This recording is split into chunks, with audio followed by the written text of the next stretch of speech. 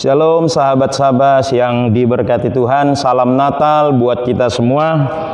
Renungan kita pada Natal ini yang terambil dari kitab Matius pasal 1. Ayat kuncinya saya bacakan ayat 23. Demikian firman Allah.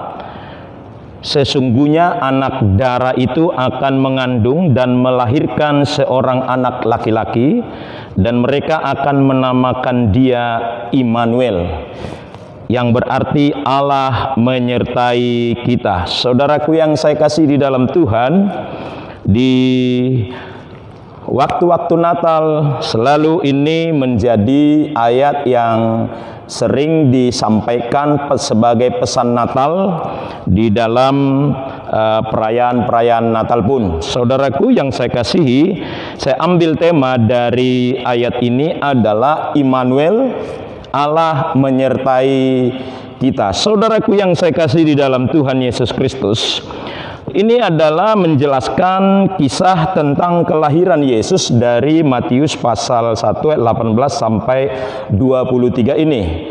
Namun saudaraku yang saya kasihi, kita perlu tahu bahwa Yesus lahir jauh sebelum dia lahir sudah dinubuatkan baik tentang kelahirannya. Khususnya ayat 23 itu adalah penggenapan dari apa yang dinubuatkan oleh Yesaya. Kalau kita baca di dalam Yesaya pasal 7 ayat 14. Demikian firman Tuhan, sebab itu Tuhan sendirilah yang akan memberikan kepadamu suatu pertanda. Sesungguhnya seorang perempuan muda mengandung dan akan melahirkan seorang anak laki-laki, dan ia akan menamakan dia Immanuel. Saudaraku yang saya kasihi, apa yang ditulis di dalam Matius pasal 1 ayat 23 adalah penggenapan dari nubuat Yesaya pasal 7 ayat 14. Artinya apa? 700 sebelum Yesus, 700 tahun atau 7 abad sebelum Yesus lahir, nubuat ini sudah muncul. Nah, ada 3 isi nubuat di dalam Yesaya pasal 7 ayat 14. Yang pertama adalah perempuan muda yang melahirkan. Jadi yang pertama kita bahwa yang melahirkan perempuan itu pun sudah dinubuatkan. Yang kedua, anak laki-laki yang akan dilahirkan. Dan yang ketiga juga nama yang lahir itu disebut Immanuel, yang artinya di dalam Matius pasal 1 ayat 23 adalah Allah menyertai kita. Saudaraku yang saya kasih di dalam Tuhan, sering menjadi perdebatan tentang perempuan yang melahirkan. Tentu di dalam Matius disebut adalah perempuan itu adalah Maria.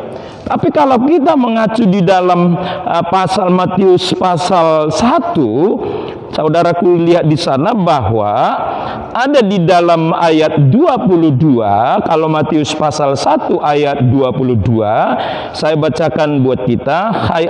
Hal itu terjadi supaya genaplah yang difirmankan Tuhan oleh Nabi. Ini maksudnya adalah penggenapan daripada nubuat Yesaya pasal 7 ayat 14 tentang kelahiran daripada Yesus Kristus. Nah, untuk itu kalau kita lihat lagi, sesungguhnya anak darah di dalam perjanjian baru disebut anak darah. Di dalam Yesaya 4 ayat Yesaya 7 ayat 14 disebut perempuan muda.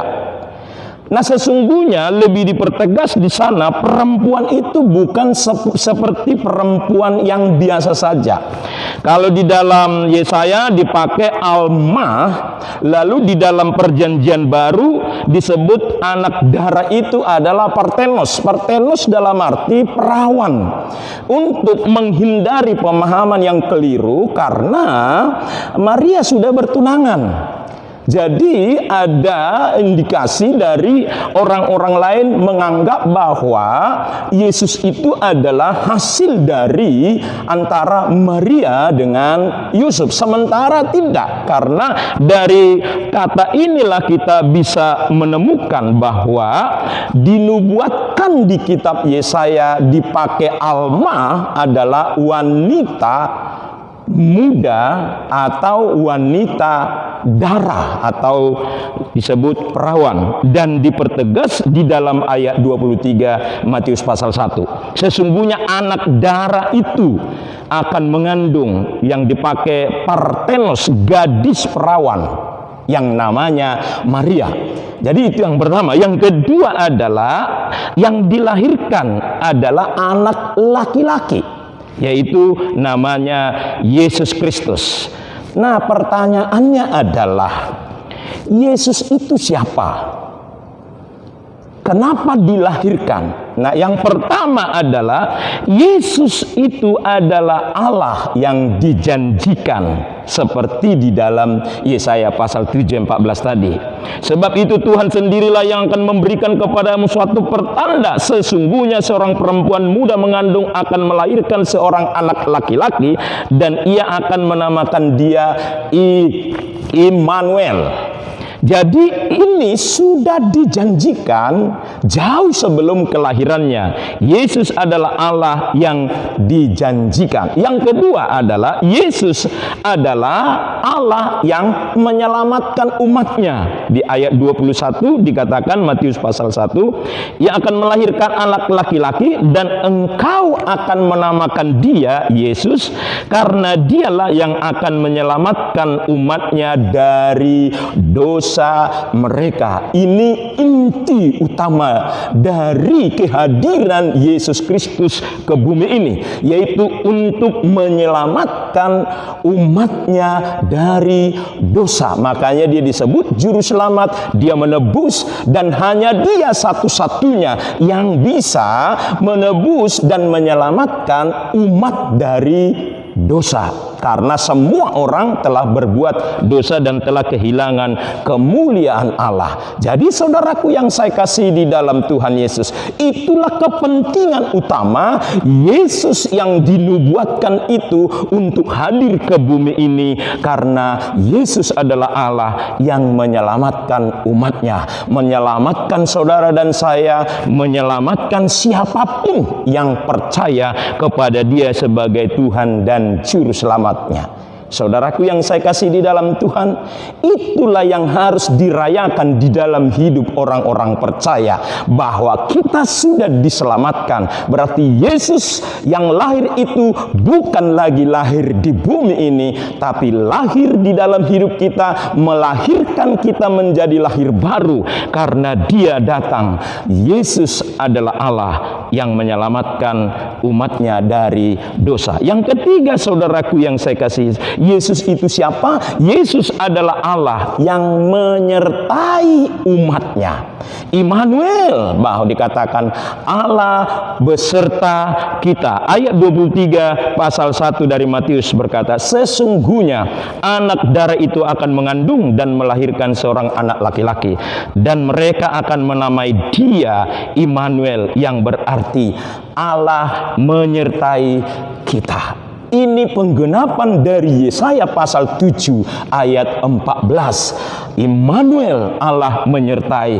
Setelah dia menyatakan diri sebagai Allah, menyelamatkan orang-orang berdosa, dan dia juga menyertai perjalanan hidup orang-orang percaya sampai kesudahan zaman.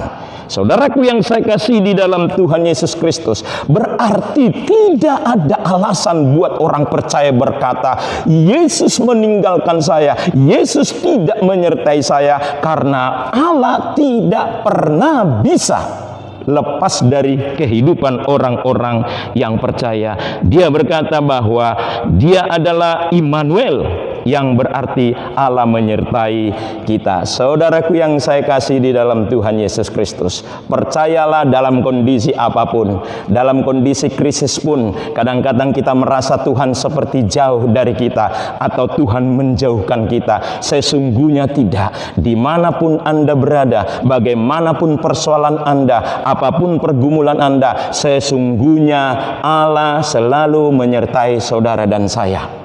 Biarlah di dalam perayaan Natal yang saudara rayakan, biarlah di dalam momen-momen Natal ini, yakinkan kembali dirimu, Yesus adalah Allah yang sudah lama dijanjikan untuk hadir ke bumi.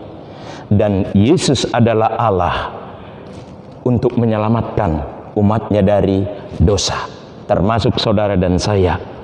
Dan Yesus adalah Allah yang selalu dan selalu menyertai saudara dan saya. Saya yakin kalau Yesus menyertai saudara, Yesus menyertai saya, berarti kita tidak perlu takut menjalani, menghadapi apapun. Terlebih tinggal hitungan hari kita mau mengakhiri tahun 2020. Banyak persoalan, banyak pergumulan. Tapi pandanglah bahwa Yesus sesungguhnya selalu menyertai saudara mengakhiri tahun ini dan juga menjalani tahun-tahun yang akan datang. Kiranya Tuhan memberkati saudara. Selamat Natal. Tuhan selalu menyertai saudara dan saya. Amin. Kita berdoa. Kami bersyukur di dalam suasana Natal ini, biarlah terus-menerus kami rayakan bahwa Yesus sudah lahir di dalam hati kami dan terus menyertai hidup kami. Terpujilah Tuhan dalam Kristus Yesus. Amin. Puji Tuhan saudaraku, kiranya Tuhan memberkati saudara. Sampai jumpa program Sabas di yang akan datang. Shalom. Amin. Bagi Bapak Ibu yang diberkati lewat renungan Sabas ini, Bapak Ibu dapat nge-like, subscribe, bahkan juga komen dan membagikan kepada teman seiman yang lain sehingga mereka juga diberkati. Terima kasih, Tuhan memberkati saudara. Shalom.